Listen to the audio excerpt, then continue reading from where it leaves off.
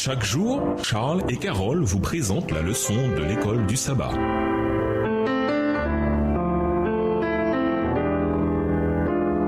Bienvenue dans votre émission Dieu nous parle. Nous voilà à la leçon de mardi, les imprévus. Lisons Job 1, les versets 13 à 19, Job 2, les versets 7 à 9. Qu'est-il arrivé à Job? En quoi son expérience reflète-t-elle ce qui arrive à tout le monde, d'une manière ou d'une autre, à un moment ou à un autre? Job 1, les versets 13 à 19. Un jour que les fils et les filles de Job mangeaient et buvaient du vin dans la maison de leur frère aîné, il arriva auprès de Job un messager qui dit: les bœufs labouraient et les ânesses paissaient à côté d'eux. Des Sabéens se sont jetés dessus, les ont enlevés et ont passé les serviteurs au fil de l'épée. Et je me suis échappé moi seul pour t'en apporter la nouvelle. Il parlait encore lorsqu'un autre vint et dit: le feu de Dieu est tombé du ciel, a embrasé les brebis et les serviteurs et les a consumés. Et je me suis échappé moi seul pour t'en apporter la nouvelle. Il parlait encore lorsqu'un autre vint et dit: des Chaldéens formés en 3 bandes se sont jetés sur les chameaux, les ont enlevés et ont passé les serviteurs au fil de l'épée. Et je me suis échappé moi seul pour t'en apporter la nouvelle. Il parlait encore lorsqu'un autre vint et dit: tes fils et tes filles mangeaient et buvaient du vin dans la maison de leur frère aîné.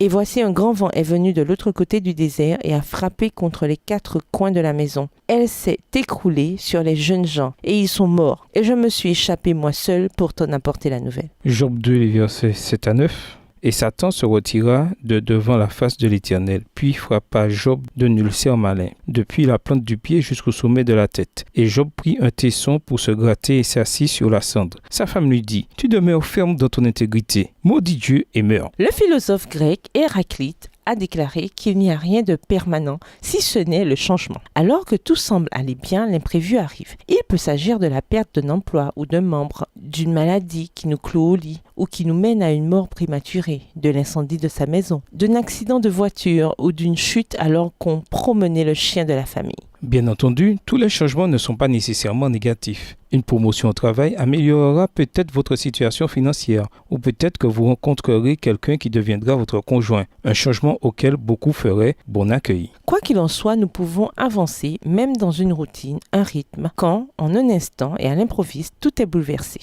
Job ne s'attendait certainement pas à cette nouvelle saison dans sa vie. La Bible décrit comme un homme intègre et droit, craignait Dieu et s'écartait du mal. Job 1, verset 1. Nous savons également qu'il était marié, avait 7 fils et 3 filles, et qu'il était très riche. Job 1, les versets 2 et 3. Au moment où nous atteignons la moitié du livre, il a subi au moins 6 pertes majeures. Ses biens, ses ouvriers, ses enfants, sa santé, le soutien de sa femme et l'encouragement de ses amis. Son monde est sans dessus-dessous et sa vie de famille anéantie. Ce qui est arrivé à Job est certes extrême, mais qui n'a jamais vécu l'inattendu, de manière très négative également. La vie peut s'écouler tranquillement, quand tout à coup, sans prévenir, tout change complètement et nos existences ainsi que nos vies de famille changent à jamais. Ce n'est pas nouveau. Abel ne s'attendait probablement pas à être assassiné et Joseph ne s'attendait pas exactement à être vendu comme esclave en Égypte. Dans les 2 récits, ce sont des membres de la famille qui ont été les traites et dans les 2 récits, les familles ont été considérablement affectées par ce qui est arrivé à leurs autres membres. La Bible regorge d'exemples de personnes dont la vie et les familles ont été sérieusement transformées par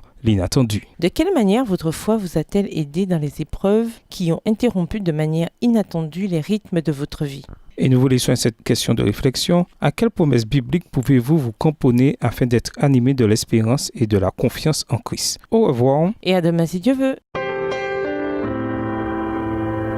Dieu nous parle.